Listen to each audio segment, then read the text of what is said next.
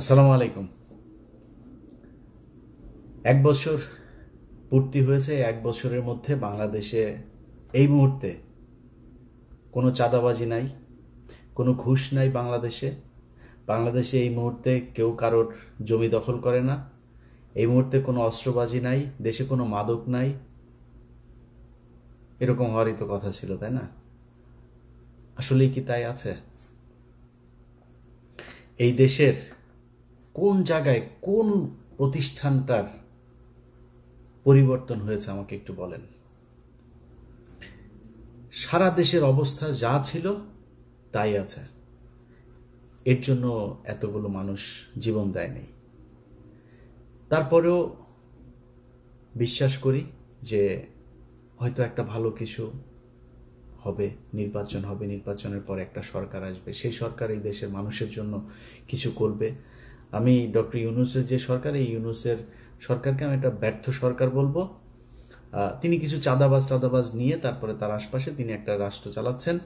ব্যক্তিগতভাবে তার টাদাবাজির ব্যাপারে কিছু জানি না, কিন্তু একটা করাপ্টেড একটা গভর্নমেন্ট তিনি পরিচালনা করছেন।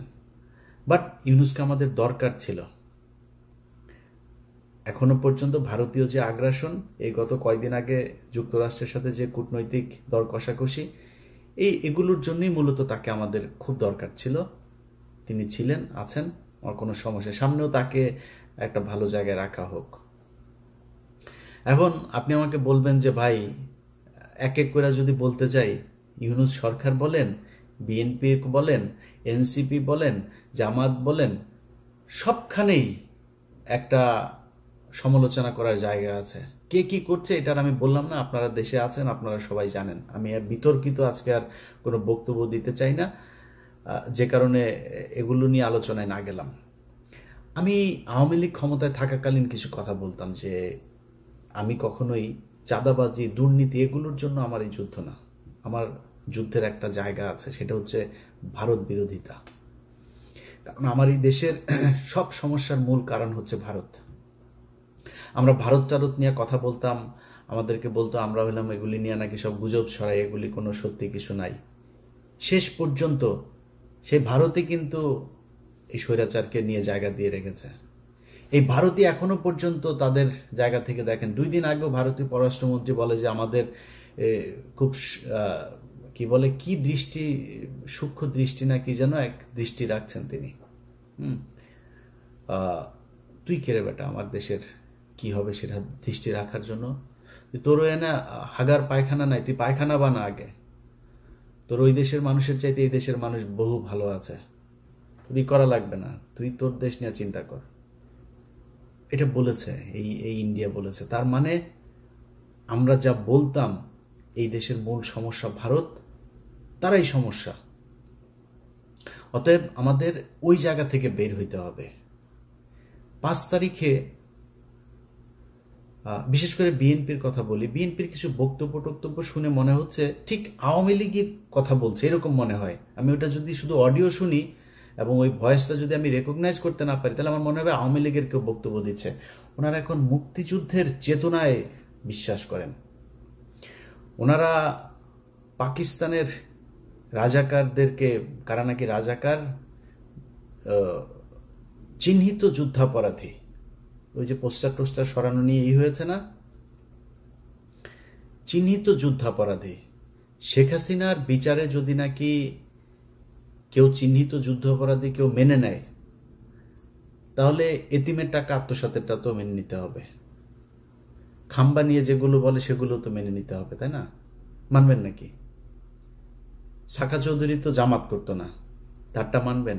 মানে একটু মানবেন না, এটা তো হইতে পারে না।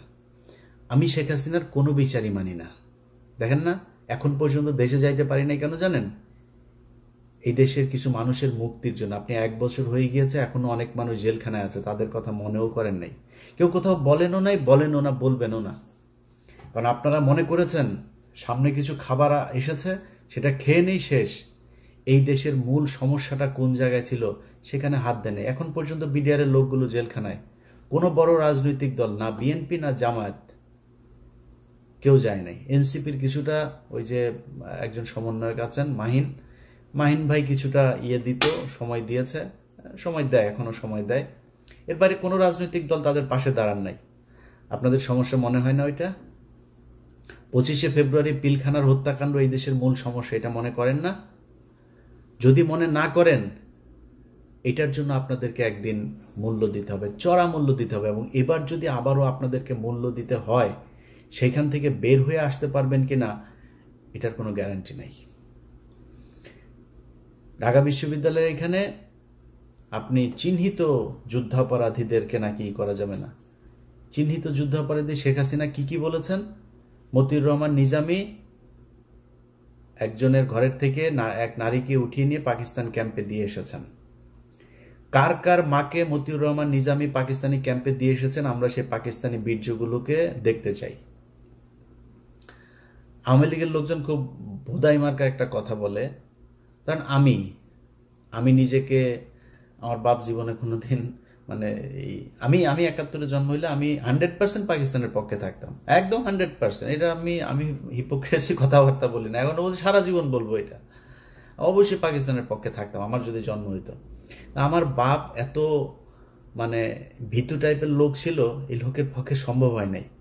তারপরেও আমি কিন্তু নিজেরে রাজাকারের সন্তান বলি, আমি রাজাকার পরিবারের বলি, এগুলি বলি। কেন বলি জানেন? চালাক, তাই বুদ্ধিমান, এই জন্য বলি। কারণ ধরেন আমার বাপ যদি রাজাকার হইতো, আমার বাপ বিভিন্ন ঘর থেকে বাঙালিদেরকে তুলে নিয়ে পাকিস্তান ক্যাম্পে নিয়ে আসতো, আমার বাপ তো সেফ থাকতো, কারণ আমার বাপ পাকিস্তানি লোকজনের সেবা করে, পাকিস্তানি লোকজনের ই করে। তাহলে কি হইল? যারা তুলা দিয়ে আসলো, আওয়ামী লীগের লোকজনের বৌরে নিয়ে ক্যাম্পে দিয়ে আসছে না। যদি আমার বাপ রাজাকার হইতো তাহলে কি করতো? আমার বাপ তাহলে আওয়ামী লীগের লোকজনের নিয়ে, মহিলাদেরকে নিয়ে ক্যাম্পে দিয়ে আসতো। তো পাকিস্তান কারে বীর্য দিয়ে গেল? তোর মারে দিয়ে গেল। আওয়ামী লীগের মারদের পেটের মধ্যে বীর্য পয়দা হয়ে এখন ছাত্রলীগ যুবলীগ হয়েছে। আর বাকিগুলি হয়েছে ক্যাম্প ওই সীমান্তের ওই পারে গেছিল, ওগুলির পেটের মধ্যে দাদারা দিয়ে দিয়েছে, যেগুলি এখন জয় বাংলা জয় বাংলা করে। জয় বাংলা আমার দেশের স্লোগান না, এটা ইন্ডিয়ার শিখায় দেওয়া স্লোগান। ভাই, মুক্তিযুদ্ধের চেতনা নিয়ে যদি রাজনীতি করতে চান, বহুত সমস্যায় পড়বেন। আমি ভাই, বাংলাদেশ 1971 সালে স্বাধীন হয়েছিল এটা মানি না।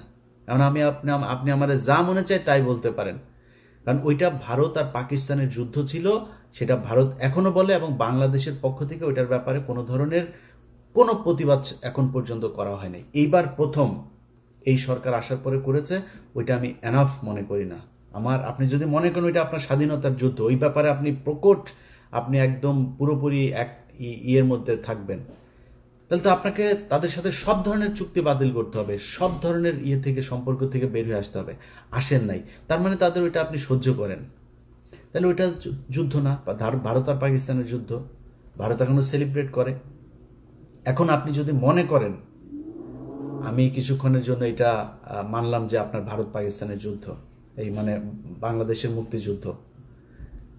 আমার এই ভিডিও এই মুহূর্তে যে মানুষগুলো দেখছেন, আমার ভিডিও পজ দিয়ে একটু 2 মিনিট চিন্তা করেন যে আমি আমার আশপাশে, আমার আত্মীয় স্বজন, আমার গ্রামের আশপাশের যত গ্রাম আছে, কতজন মুক্তিযুদ্ধ ছিল। মুক্তিযোদ্ধা যে কটা আছে তার 80% ভুয়া। খোঁজ নেন, আপনার এলাকায় যে কটা মুক্তিযোদ্ধা আছে ওর ব্যাপারে যায় খোঁজ নেন। আল্লাহর কসম করে বললাম, একদম ভুয়া।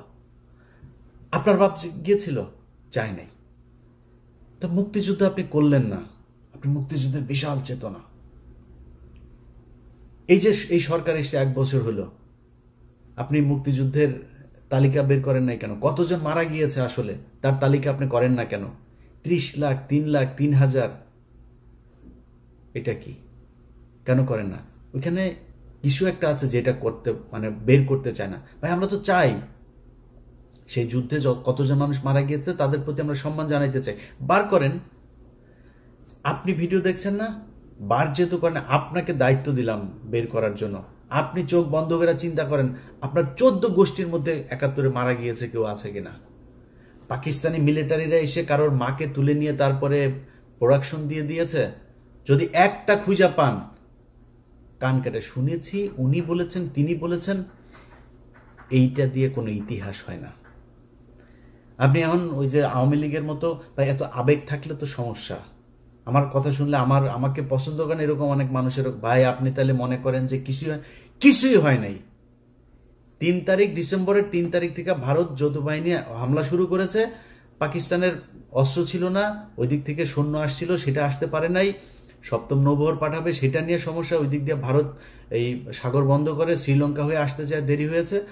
পাকিস্তান মিলিটারি পারে নাই ভারতের সাথে যুদ্ধ করে, ভারত করেছে। আরে ভাই আপনি কোন যুক্তিতে আমার কাছে আসবেন? 16ই ডিসেম্বর দেখান আপনি বাংলাদেশের একটা মানুষকে সেই জায়গায় ছিল, কেন ছিল না? এগুলি নিজের কোশ্চেন করেন।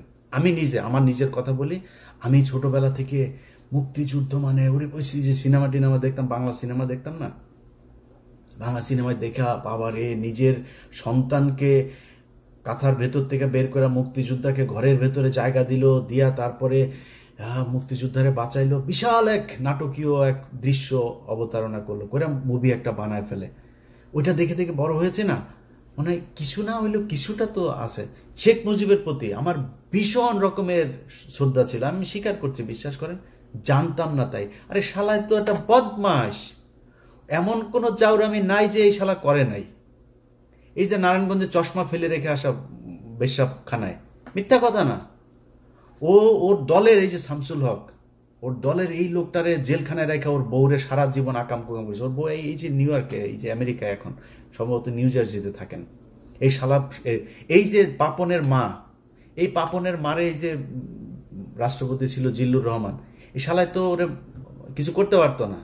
এই শালা শেখ মুজিব ওর এই আইবি রহমানরা আকাম কুকাম করতো। এটা নিয়ে শেখ মুজিব এই শেখ হাসিনার পরিবারে বিশাল গ্যাঞ্জাম হইতো।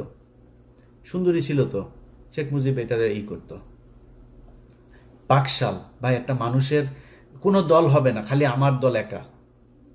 30,000 মানুষের আপনি জাসদের মারলেন, আপনি দুর্ভিক্ষ করলেন, এত মানুষ মারা গেল, আপনি কোন দিক থেকে তার পক্ষে কথা বলবেন বলেন? তারপর ওই যে 7ই মার্চের ভাষণ শুনলে আমার নিজের লোম দাঁড়ায় যেত ভাই ছোটবেলায়। আস্তে আস্তে বিশেষ করে কয়েকটা বই পড়ার পরে ভাই আস্তে আস্তে বুঝলাম ঘটনা তো আসলে অন্য কিছু। আপনি বিএনপির লোকের বই পড়ার দরকার নাই, জিয়াউর রহমানের লেখা বই, তারেক রহমানের লেখা বই পড়ার দরকার নেই। আপনি মেজর জলিলের বইগুলো খালি পড়েন, ছোট ছোট চটি বই, অরক্ষিত স্বাধীনতায় পরাধীনতা সহ 3-4টা বই আপনারা পড়বেন, পিডিএফ আছে মেজর জলিলের, খুব ছোট ছোট বই পড়লে বুঝবেন যে মুক্তিযুদ্ধ আসলে কি হয়েছিল, কেন 15ই এপ্রিল পর্যন্ত এই দেশে ভারতীয় সেনাবাহিনী থাকবে, কেন 16ই ডিসেম্বর এটা হইতে পারবে না। সো এগুলো হচ্ছে আমাদেরকে গেলানো হয়েছে মুজিববাদ প্রতিষ্ঠা করানোর জন্য।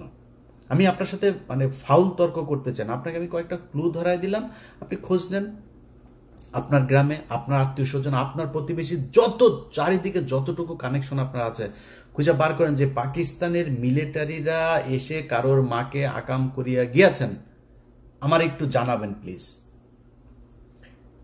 কারোর বাড়িতে এসে পাকিস্তানের বাংলাদেশের মুসলমানকে এসে তারপরে মেরেছে? হ্যাঁ, অনেক হিন্দু মেরেছে, এটা সত্যি কথা। কারণ যুদ্ধটা তো ভারত পাকিস্তান, পাকিস্তানি বাহিনী জানতো, পাকিস্তানি সরকার জানতো যে আগরতলাতে গিয়ে শেখ মুজিব কি গ্যাঞ্জাম করে এসছে, কি ষড়যন্ত্র করে এসছে।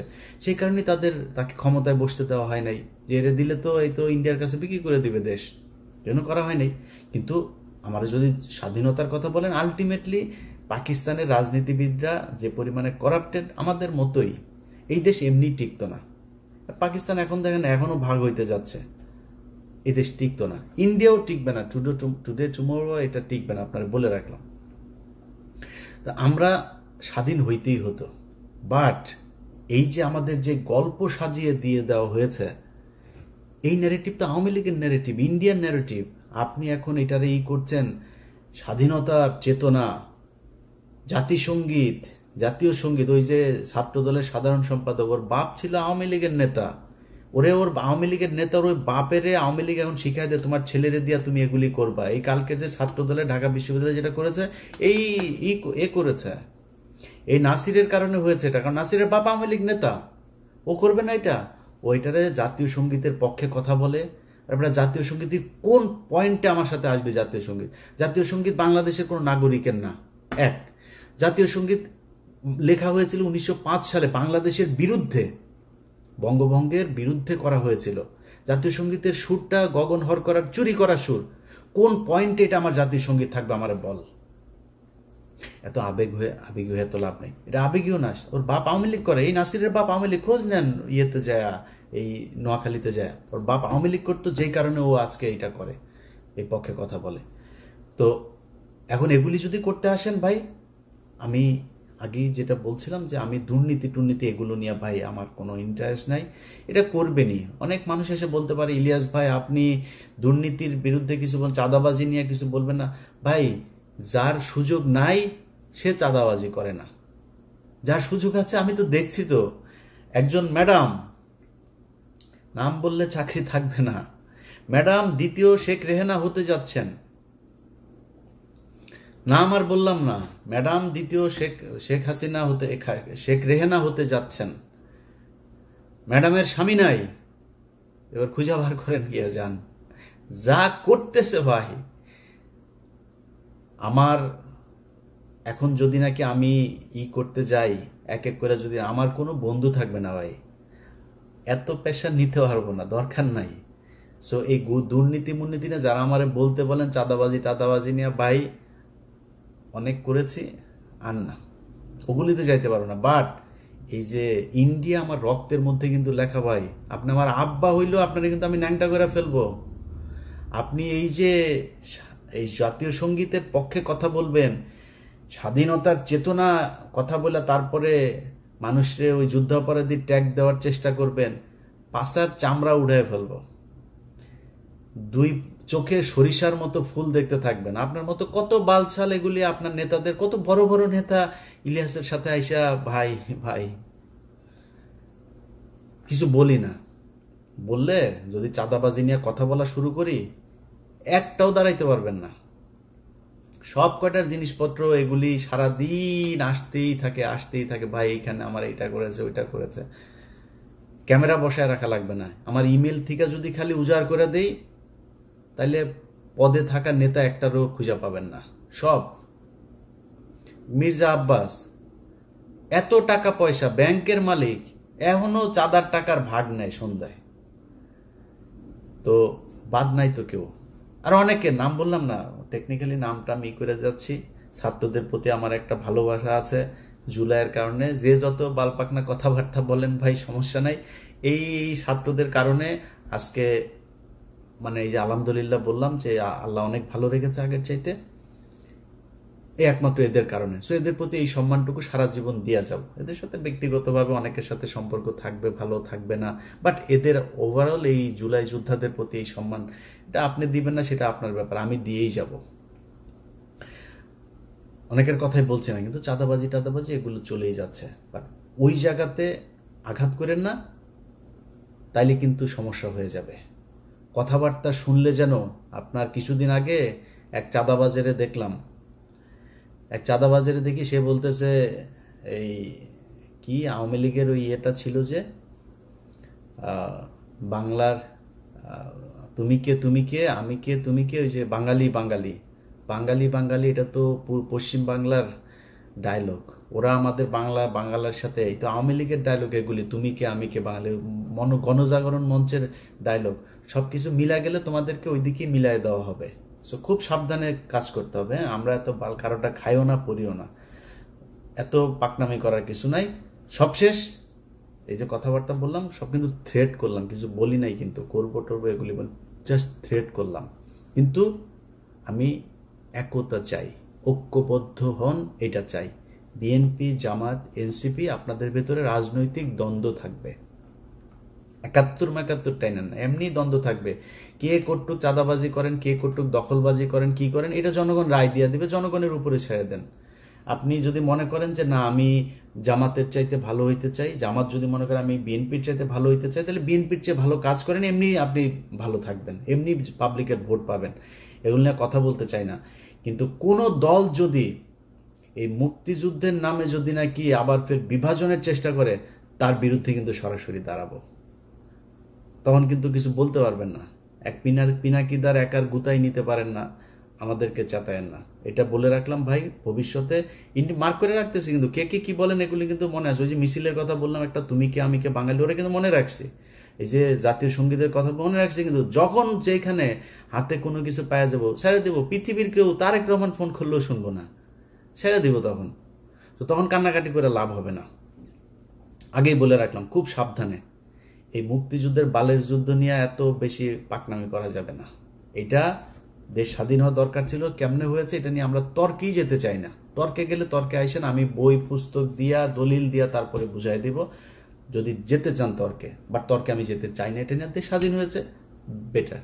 আমরা এখন একটা দেশ পেয়েছি। এই দেশে যারা যারা যেইভাবে ছিল পিছনের ইতিহাস নিয়ে ঘাটাঘাটি বাদ দিয়া দেশটারে কেমনে আগানো যায় সেটা নিয়ে চিন্তা করেন। রাজনৈতিক দলগুলোর ভেতরে আমি খুব মানে এত বেশি এই যে ডিজিএফআই এবং রয়ের এরা মানে উদ্দেশ্য প্রণোদিতভাবে কিছু এনসিপির উদাহরণ, যে একটা আছে, ওর নামটা কি, এই হুদাই খালি গুতায়, বিএনপির গুতায়, জামাতরে গুতায়। বিএনপির কয়েকজন আছে, এগুলি হুদাই খালি জামাতকে গুতাবে, এনসিপি গুতাবে। আমি মাঝখানে একটা করলাম যে ভাই খালেদা জিয়াকে নিয়ে, জিয়াউর রহমানকে নিয়ে আজে বাজে কথাবার্তা। তা আমি এটা নিয়ে একটা পোস্ট করলাম। পোস্ট করার পরে সার্জিস আমারে কল করলো, বললো যে ভাই আমাদের ভিতরে আমরা কি কেউ বলেছে এটা নিয়ে কোনো কথা? আমি বললাম যে এটা নিয়ে যে আলোচনা হচ্ছে, তাহলে কে কে বলেছে এটা? বললো ভাই আমাদের ভিতরে তো কেউ বলে না, আমাদের কেন্দ্রীয় আপনি দেখেন হাসনাত, আমি, নাহিদ, মাহফুজ বা কেউ, আমরা কেউ বলি না এটা নিয়ে। আমি দেখলাম আসলে বলে নাই। তো সার্জিসের ভেতরে তার মানে এটা নিয়ে তার উদারতা আছে। আপনারা সবাই বসেন ভাই, কোনো কিছু নিয়ে যদি সমস্যা হয় আপনারা বসেন, বসে তারপরে ঠিক করেন, এই জায়গাগুলোকে ঠিক করেন। কারণ এটা মাথায় রেখেন যে আওয়ামী লীগ যদি ব্যাক করে, কেউ এখনকার চাইতে ভালো থাকতে পারবেন না। আর আওয়ামী লীগ ব্যাক করার সুযোগ আপনারা তৈরি করে দিচ্ছেন। আওয়ামী লীগের সেই শক্তি নাই, কিন্তু এটা করবে ইন্ডিয়া। কারণ ওদেরকে সবসময় ইন্ডিয়া নিজের দল মনে করে। এই কারণে এই জায়গা থেকে যদি আপনি নিজেকে, দেশকে যদি নিরাপদে রাখতে চান, আপনাদের ভেতরে যা মনে চায়, যত মনে চায় দলাদলি, মারামারি, খুনাখুনি, যা মনে চায় করেন। আওয়ামী লীগ, ইন্ডিয়া, ইন্ডিয়ার মুক্তিযুদ্ধের ন্যারেটিভ, এই জায়গায় আমাদের সবাইকে ঐক্যবদ্ধ থাকতে হবে। আমি ভাই কোনো দলের না। আমার একবার বিএনপি জামাত বানায়, জামাত বিএনপি বানায়। আমি আগেই বলেছি আপনাদের, আমি বাংলাদেশে একমাত্র এক পার্টি করি, সেটার নাম হচ্ছে এন্টি ইন্ডিয়ান পার্টি। আমার রক্তের যে গ্রুপ সেটা ইন্ডিয়া নেগেটিভ, এটা আমি সবসময় বলি, এখনো বলছি। ওই জায়গার বাইরে আমার কোনো কিছু করার নাই। আমার মাফ করে দিন। বাংলাদেশের বহু মানুষ আছেন যারা কিনা বলবেন যে ভাই আপনি চাঁদাবাজিকে করছেন। ভাই ওই যে বললাম যে চাঁদাবাজি নিয়ে যদি কথা বলতে যাই এখন, তাইলে আমি নিজেও চাঁদাবাজ হয়ে যাব। কেন জানেন? কারণ হয়েছে যে অনেকের এরকম কমপ্লেন আসে যে সচিবালয়ে গিয়ে আমার সাথে চ্যাটিং আছে, সেটা দেখায় বলছে যে ভাই আমি কারোর ফোন করি নাই তা না। আমি অনেক সচিবরে ফোন করেছি, পুলিশের ঊর্ধ্বতন কর্তৃপক্ষকে ফোন করেছি। ফোন করে যদি নাকি একটা গরিব মানুষের একটা ন্যায্য পাওনা, সে যদি অনেকদিন ঘুরছে একটা জিনিস নিয়ে, আমি বলতে পারি ভাই এই লোকটার এটা যদি একদম কোট আনকোট ঠিক এইভাবে যত সচিবের সাথে কথা হয়েছে, যত উপদেষ্টার সাথে কথা হয়েছে, সবার কাছে, পুলিশ অফিসার সবার কাছে আমার একটা ডায়লগ খুব কমন, ভাই যদি ন্যায্য মনে করেন তাহলে কাজটা করে দিয়েন। এই লোকটা অনেকদিন ধরে ঘুরছে, যদি ন্যায্য হয়। অন্যায্য কোনো, অনৈতিক কোনো আবদার, কোনো অনুরোধ, কোনো কিছু আমার কাছ থেকে কেউ যদি পান, জাস্ট আমার ফোন রেকর্ড করে ছেড়ে দিয়েন। এখন আপনি যদি আমার নামে আপনারা কেউ ভয় দেখায়, আপনি দুর্নীতি করেন, আমার ভয় দেখায় যদি কেউ আপনার কাছে টাকা পয়সা চায়, আপনি যদি দেন, আমি কি করবো? আমার কিছু করার নাই তো। যদি নাকি আমারে কেউ টাকা পয়সা দিয়ে থাকেন, আমার কোনো ভয়েস, আমার কোনো কিছুতে যদি দিয়ে থাকেন, আল্লাহর রাস্তায়, এটা আমার অনেক শত্রু আছে, যে কোনো আমার এটা দেওয়ার জন্য অনেক মানুষ বসে আছে, ওর কাছে পাঠায় দিয়েন। পাঠায় দিলে দেখবেন যে ওরা আমার এটা প্রচার করবে। আমি এটি করি না, আল্লাহ যেন ওই রাস্তায় না নেওয়ায়। বাট ওই যে বললাম যে চাঁদাবাজির পরিস্থিতিটা এমন পর্যায়ে দাঁড়িয়েছে, এটা ঠিক করতে গেলে এখানে আর কাউকে খুঁজে পাওয়া যাবে না। তো লম্বা কথা বললাম 1 বছরের মাথায়। আপনাদের সবার কাছে আবারও সবশেষ অনুরোধ থাকবে, ভাই প্লিজ ঐক্যবদ্ধ হন। ঐক্যবদ্ধ যদি না হতে পারেন, তাহলে আমাদের দেশের সামনে অনেক খারাপ পরিস্থিতি বিরাজ করবে। ধরেন যেই ভাইরা বিএনপিতে আছেন, আপনাকে নিয়ে কোনো খারাপ কোনো কিছু যদি নাকি মানুষ সমালোচনা করে, ভাই আমার চাইতে, আমি তো এখনো বহুত গালি শুনি, বহুত সমালোচনা সহ্য করি। আমারে প্রচন্ড ভালোবাসে এরকম মানুষের সংখ্যা যেমন আছে, আমাকে ঘৃণা করে এরকম মানুষের সংখ্যাও আছে। এই যে এই পরিস্থিতির ভেতরে আমি, যারা আমার সমালোচনা করে, আমি তাদের সমালোচনা অনেক কিছু, আসলে কি আমার এটা ঠিক হয় নাই, আমি নিজে ভুল করি। আমার ফেসবুকে যে পোস্ট দেখেন না, আমার ফেসবুকের পোস্ট কিন্তু ধরেন 50% বা তারও কম আমি করি, 50% আমার অ্যাডমিনরা করে। আপনারা হয়তো অনেকে মনে করেন অনেক পোস্ট বোধহয় আমি মনে হয় পোস্ট করি, এরা করে। ইদানিং আমি সবাই বলে দিয়েছে যে টোস্টের সংখ্যা একটু কমায় করতে। তো এখন এই যে আমার যত ধরনের সমালোচনা টমালোচনা যা যা কিছু আছে, এখান থেকে অনেক কিছু শিখি, আমি অনেক কিছু শিখে তারপরে আমি আমার কাজ করি। আপনার নিয়ে সমালোচনা করলে তার শত্রু মনে করার কারণ নাই। শেখ হাসিনার আজকে এই অধপতনের কারণ একটাই, সে সমালোচনা সহ্যই করে না। যারা তেলবাজি করেছে তাদেরকে কাছের মানুষ মনে করেছে। এটা যদি মনে করেন, পরিণতি শেখ হাসিনার মতোই হবে। অতএব নিজের সমালোচনা করা শেখেন। আত্ম উপলব্ধির মাধ্যমে যদি আপনি নিজেকে তৈরি করেন, আমার মনে হয় সেটা আপনার জন্য, আপনার দলের জন্য, দেশের জন্য, সবার জন্য আমাদের ভালো কিছু হবে। সবাই ভালো থাকবেন। আবারও বিজয় দিবসের শুভেচ্ছা। আওয়ামী মুক্ত একটা নতুন বাংলাদেশ দেখতে চাই। আল্লাহ হাফেজ।